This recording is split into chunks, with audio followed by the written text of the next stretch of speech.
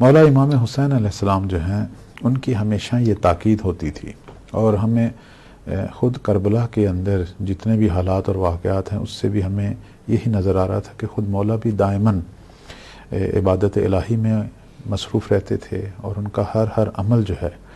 وہ عبادت پروردگار تھا، اور ان کے ساتھ جو ان کے سچے ہمراہی تھے وہ بھی ویسے ہی تھے. بے شک. اور عظیم کردار جو ہے انہوں نے خلق کیا کہ جس کو آج بھی ہم یاد کرتے ہیں اور ہمارے لیے اسوہ ہے وہ کردار.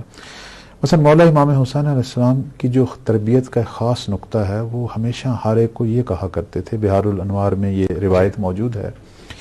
فرماتے تھے کہ ہمیشہ اپنے نفس پر توجہ رکھیں اور اسے کنٹرول میں رکھیں.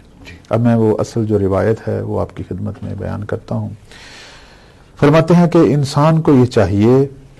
کہ وہ اپنے نفس پر توجہ رکھے، یعنی اپنے اندر والے انسان جو ہماری سارے گناہوں، بدیوں یا نیکیوں کا سرچشمہ ہے، اس پر توجہ رکھے، اور ایسا انسان نہ بنے کہ جو ہر روز معافیاں مانگتا پھرے.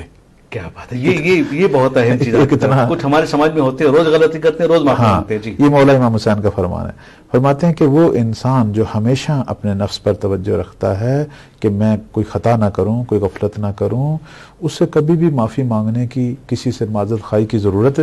نہیں ہے. اور اس کے بعد وہ فرماتے ہیں کہ یہ مومن کی نشانی ہے کہ مومن جو ہے وہ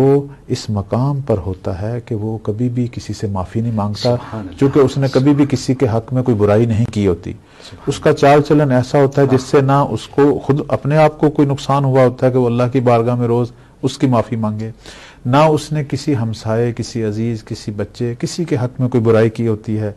کہ وہ اس حوالے سے معافی مانگے. البتہ استغفار کرنا بعنوان ذکر یہ ضروری ہے، یہ تو ہمارے ائمہ بھی کرتے تھے، یعنی وہاں استغفار جو ہے وہ علو درجات کے لیے ہے، بلندی کے لیے ہے، لیکن گناہ کیا اور اس کی معافی یہ مومن کی نشانی نہیں ہے. اس کے بعد مولا امام حسین فرماتے ہیں منافق کا یہ کام ہے کہ وہ ہر روز بدیاں کرتا ہے اور پھر اس کے بعد معافی مانگتا ہے، یعنی لوگوں کے حق میں برائیاں کرتا ہے پھر ان سے معافی مانگنا شروع کر دیتا ہے. کبھی ہو جائے تو کوئی بات نہیں، لیکن جس کا وتیرہ یہ بن چکا ہو سید الشہداء صلوات اللہ علیہ کی زبان میں، وہ شخص مومن نہیں ہے. تو پس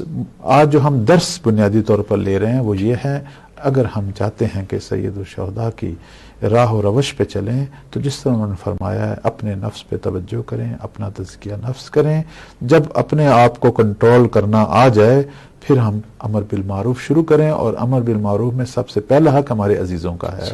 اس کے بعد ہم معاشرے کی دیگر افراد کی طرف توجہ کریں.